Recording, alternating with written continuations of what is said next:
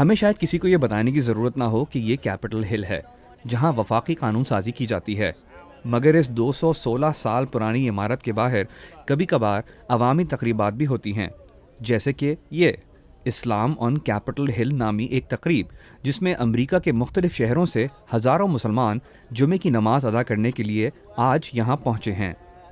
آج کے اس منفرد ایونٹ کو منعقد کروایا ہے دارالاسلام مسجد نے، جو نیو جرسی اسٹیٹ کے شہر الزبتھ میں قائم ہے۔ Can you please tell us what's going on here?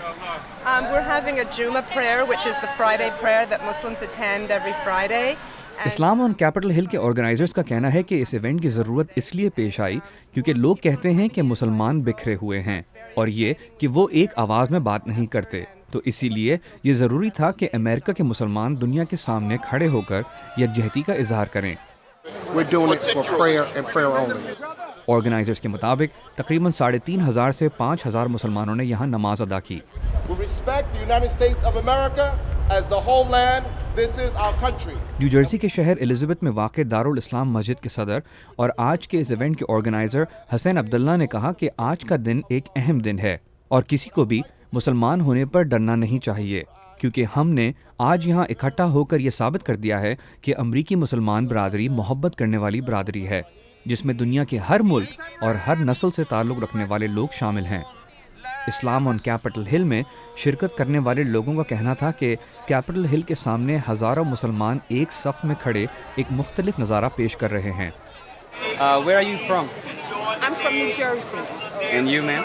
I'm from New Jersey, North New Jersey, So, what are you guys doing here today? making history. یہاں آنے والے بیشتر لوگوں کے لیے کیپٹل ہل پر یہ پہلی نماز تھی۔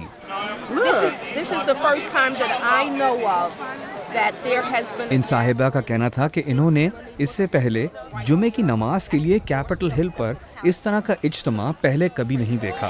It's historic. Today we're looking to have one of the largest, if not the largest, Jummah gathering in Washington, D.C. history. We're not here to try to force anybody or anyone in the world to become a Muslim. That's not our objective. New York سے آئے ہوئے ان صاحب نے کہا کہ ہم یہاں کسی کو اسلام قبول کروانے نہیں آئے ہیں بلکہ برادری اور محبت کا اظہار کرنے آئے ہیں۔ We just try to help build a better community for America and for the world. اذان کی آواز کیپٹل ہل کے چاروں طرف گونج رہی تھی۔ Allahu Akbar,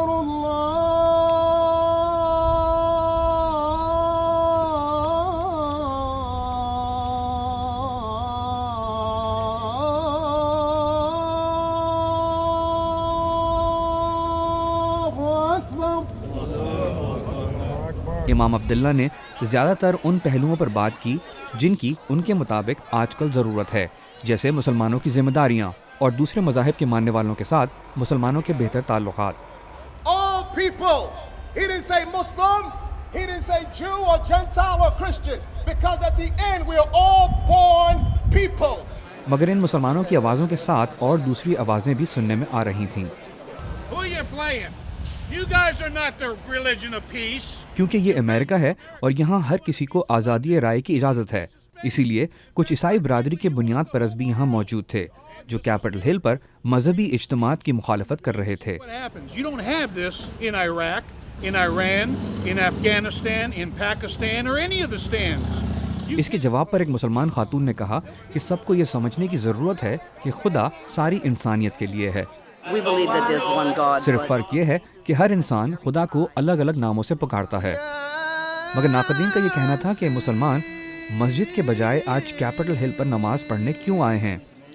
Muslims have been portrayed negatively in the media, and I think this is, it's a historic place. منتظمین کا کہنا ہے کہ اس نماز کا اصل مقصد امریکہ کے مسلمانوں کا ساری امت کے ساتھ امریکہ کے لیے بھی دعا کرنا ہے، کیونکہ امریکہ مسلمانوں کا بھی اتنا ہی ملک ہے جتنا کہ کسی اور مذہب کے ماننے والوں کا۔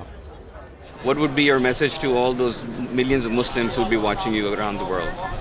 Love each other. Thank you. Imran Siddiqui, Urdu VOA news, Washington.